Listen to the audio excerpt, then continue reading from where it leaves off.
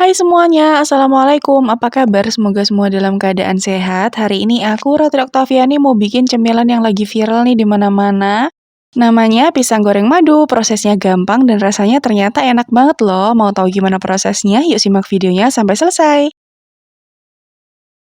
Oke, langsung aja kita mulai teman-teman. Pertama, siapkan mangkok besar, kemudian kita masukkan bahan kering yang terdiri dari 110 tepung terigu protein sedang, 20 gram tepung beras, 35 gram tepung maizena. Kemudian di sini untuk gulanya aku pakai 1 sendok makan. Tambahkan juga dengan 1 sendok teh baking powder. Kemudian ada setengah sendok teh garam dan bahan kering ini kita aduk terlebih dahulu supaya tercampur rata ya teman-teman. Setelah tercampur rata, sekarang kita masukkan bahan cair, setengah sendok teh vanili cair, boleh diganti dengan yang bubuk ya, 30 gram margarin yang sudah dicairkan dan ini sudah dalam keadaan dingin atau suhu ruang. Tambahkan juga dengan madu kurang lebih sekitar 3 sampai 4. Ini disesuaikan dengan tingkat kemanisan yang teman-teman mau dan juga disesuaikan dengan pisang yang teman-teman punya. Masukkan juga 160 ml air dingin, air es, kemudian ini kita aduk sampai tercampur rata. Airnya kita masukkan bertahap ya teman-teman supaya nanti proses pengadukannya bisa lebih mudah dan tidak ada yang bergumpal.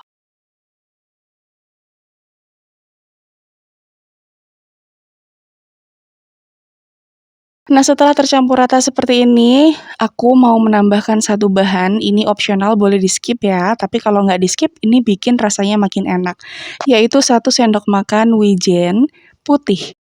Kita aduk lagi hingga semua bahan benar-benar tercampur rata.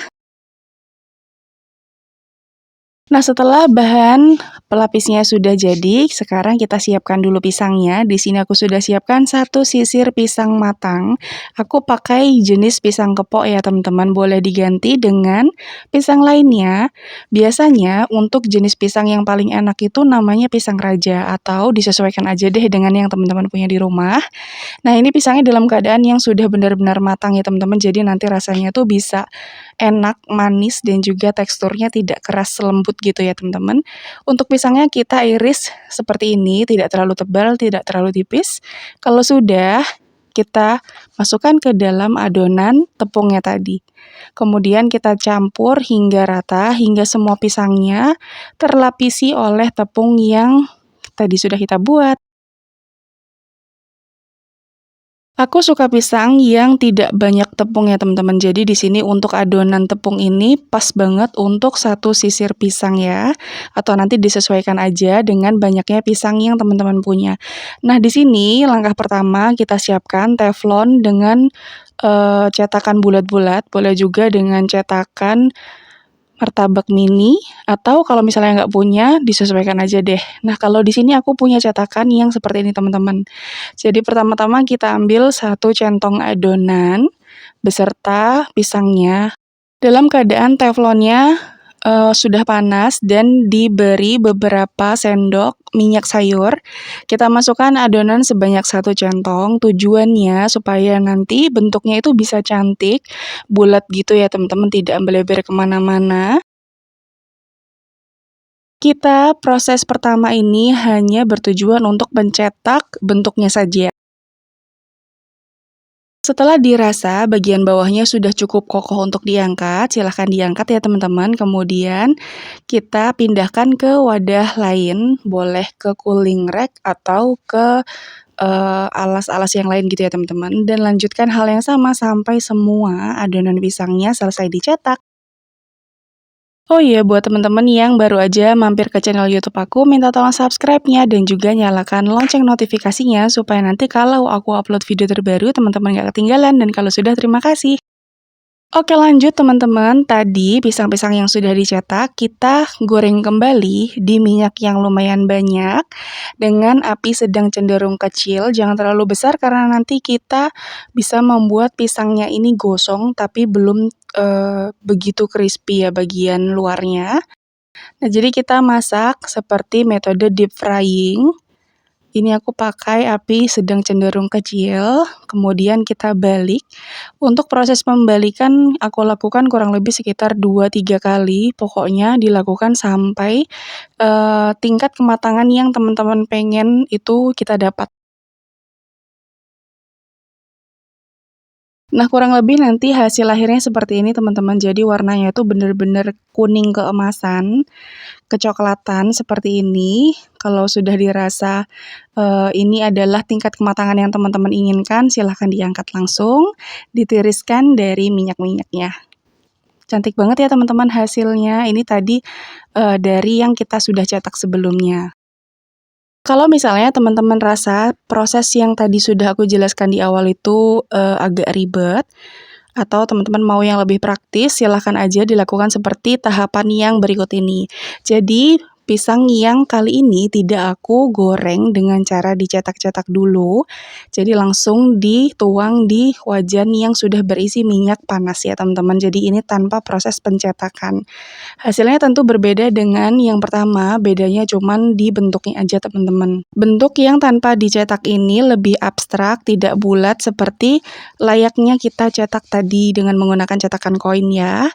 Proses penggorengannya sama, tinggal digoreng sampai warnanya golden brown kecoklatan seperti ini. Dan tinggal ditiriskan deh. Setelah pisangnya sudah selesai digoreng semua, selanjutnya kita akan membuat lapisan luarnya. Di sini aku menggunakan 2 jenis madu ya teman-teman. Madu yang pertama tadi ada rasa jeruknya, yang satunya murni madu. Untuk takarannya 1 sendok makan madu ditambah dengan sedikit air panas, supaya nanti tidak terlalu kental ya teman-teman. Nah kalau sudah, tinggal kita olesi saja ke permukaan pisang yang sudah matang seperti ini teman-teman. Tujuannya nanti supaya pisangnya itu bisa lebih glowing dan juga lebih cantik ya. Dan udah deh jadi, ini dia hasilnya teman-teman, pisang goreng madu yang tampilannya cantik banget, warnanya eksotis, tapi ini nggak gosong sama sekali loh teman-teman. Aromanya enak banget, pokoknya mantep banget deh. Dan ini adalah hasilnya, sebagian sudah dimakan bersama-sama teman-teman karena rasanya memang seenak itu. Ini aku contohkan, yang bagian atas adalah hasil yang tadi kita cetak, sedangkan yang bagian bawah adalah hasil yang tanpa dicetak. Tentunya beda, tapi rasanya sama-sama enak, tinggal selera aja ya teman-teman. Nah ini seperti yang aku bilang tadi, ini tuh nggak gosong sama sekali teman-teman, bahkan yang bagian bawah ini adalah warna yang lebih gelap, tapi dia sama sekali nggak gosong, hanya mengkaramel ya teman-teman. Untuk rasanya tentu enak, teksturnya kriuk banget, di bagian luarnya renyah, tapi di bagian dalamnya lembut banget seperti ini. Aduh gimana dong, ini makan satu aja nggak cukup karena ternyata rasanya memang seenak itu, apalagi pisangnya dengan tekstur kematangan yang benar-benar enak. Dan ternyata aku lebih jatuh hati ke warna yang lebih gelap ini teman-teman, rasanya ternyata lebih enak. Kemudian untuk pengemasan atau untuk ide jualan, teman-teman bisa menggunakan plastik OPP seperti ini. Tentunya nanti hasilnya bisa lebih cantik dan menambah nilai jual ya. Oke teman-teman, sekian dulu video kali ini. Terima kasih ya udah nonton videoku sampai selesai. Selamat mencoba, semoga berhasil. Sampai jumpa di video selanjutnya. Wassalamualaikum, bye. Jangan lupa like, share, dan subscribe.